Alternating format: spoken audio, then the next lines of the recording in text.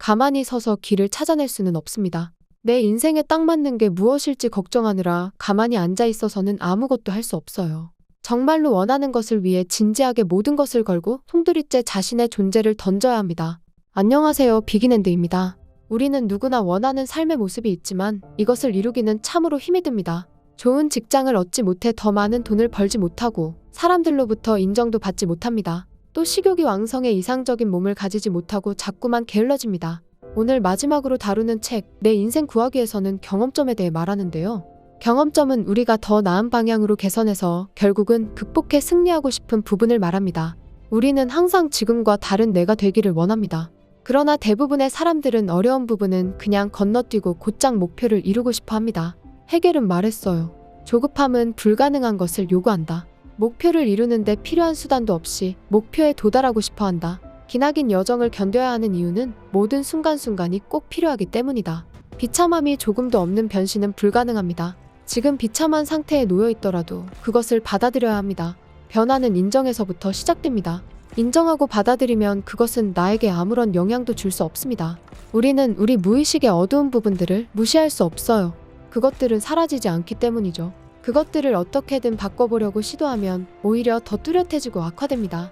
해결 방법은 그냥 있는 그대로 두는 것입니다. 간단한 예로 모기에 물렸을 때 당장은 너무 가렵고 긁고 싶겠지만 그 물린 자국을 덜 건드리고 덜 생각할수록 상태는 더 빨리 좋아집니다. 반대로 모기 물린 데에 마음을 뺏기고 저항할수록 상태는 나빠지죠. 이제는 그만둬야 합니다.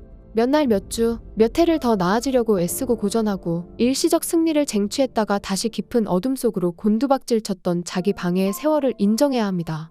지금 당장 바로 여기서 있는 그대로 두는 훈련이 필요합니다.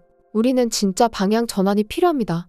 인생은 우리가 주의를 쏟고 시간과 에너지를 투자하고 행동하는 방향으로 흘러갈 거예요. 끊임없이 문제를 해결하려고 들면 우리 인생에는 문제가 더욱 가득해집니다. 그동안 우리는 과거에 맞춰서 살아왔어요. 이제는 뭔가 새로운 것, 문제가 아닌 우리의 잠재력에 집중할 수 있도록 방향을 전환해야 합니다. 새로운 행동과 새로운 습관, 우리가 원하는 삶에 집중하는 인생을 살아야 합니다. 영국 철학자 앨런 와츠는 이렇게 말했어요.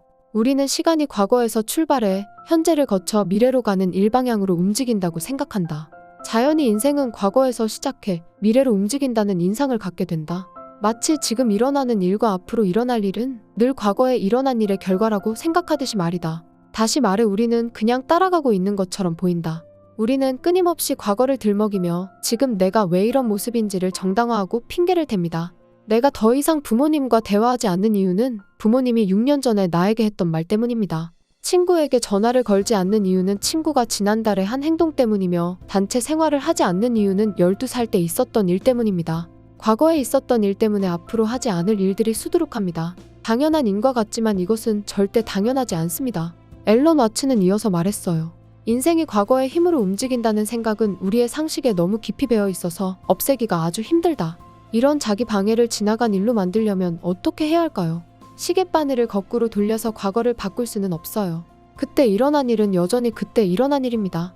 그러니 그건 그대로 남겨두고 손을 대거나 참견하지 말아야 합니다. 우리는 과거를 인정하고 더 나은 방향으로 나아갈 수 있습니다. 과거의 실패와 비극으로부터 위험한 상황을 피할 수는 있어요. 그러나 동시에 우리가 살면서 하는 모든 일에 과거가 적용되지는 않습니다. 우리가 지침으로 삼아야 할 것은 바로 과거가 아닌 미래입니다. 20세기의 건축가이자 발명가 버크민스터 풀러는 이렇게 말했어요. 기존의 현실과 싸워서는 아무것도 바꿀 수 없다. 무언가를 바꾸고 싶다면 새로운 모델을 만들어서 기존 모델을 한물간 것으로 만들어라. 망가진 시스템을 고칠 일이 아니라 완전히 새로운 시스템을 만들어야 합니다. 이제는 내가 사는 방법을 직시하고 더 이상 지금처럼 살 수 없음을 인정할 시점입니다. 지금 우리가 사용하고 있는 스마트폰이나 태블릿 PC는 바로 대담하고 용감한 상상력을 발휘했던 이들의 산물입니다. 기업들은 늘 다음에 올 것을 설계하죠. 그들은 실현 불가능해 보이는 프로젝트의 완료일까지 미리 정해두고 거꾸로 일합니다. 그들은 끝에서부터 시작해요.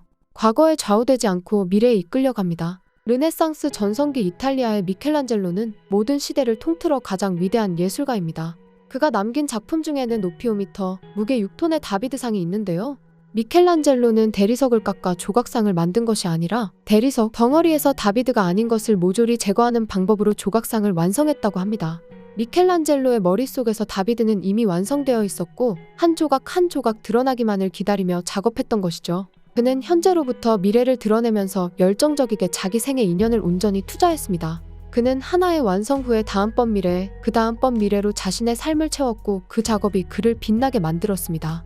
지금까지 우리는 인생이라고 하는 거대한 돌덩어리를 조각해왔어요. 언젠가는 내 인생에 뭔가 가치 있는 게 나올 거라는 희망 속에 살면서 거대한 돌덩어리의 마구잡이로 팔을 휘둘렀죠. 바로 그런 식으로 우리는 언젠가 올 순간적인 만족이나 성취를 위해 매시간 매일을 희생시켜 왔습니다. 나에게 가장 중요한 것들에 집중하는 인생, 한때는 불가능하다고 생각했던 미래를 조금씩 드러내고 보여주는 그런 인생을 만들어 가야 합니다. 우리는 결코 인생의 문제들을 없애지 못합니다. 하지만 우리도 미켈란젤로가 덤벼들었던 방식으로 시작해볼 수는 있습니다. 미래는 정말로 한계가 없기 때문이에요. 아직 아무것도 만들어지지 않았으니 원하는 대로 할 수 있습니다. 과거에서 벗어나면 정말로 무한한 잠재력이 생깁니다. 가만히 서서 길을 찾아낼 수는 없습니다. 내 인생에 딱 맞는 게 무엇일지 걱정하느라 가만히 앉아 있어서는 아무것도 할 수 없어요.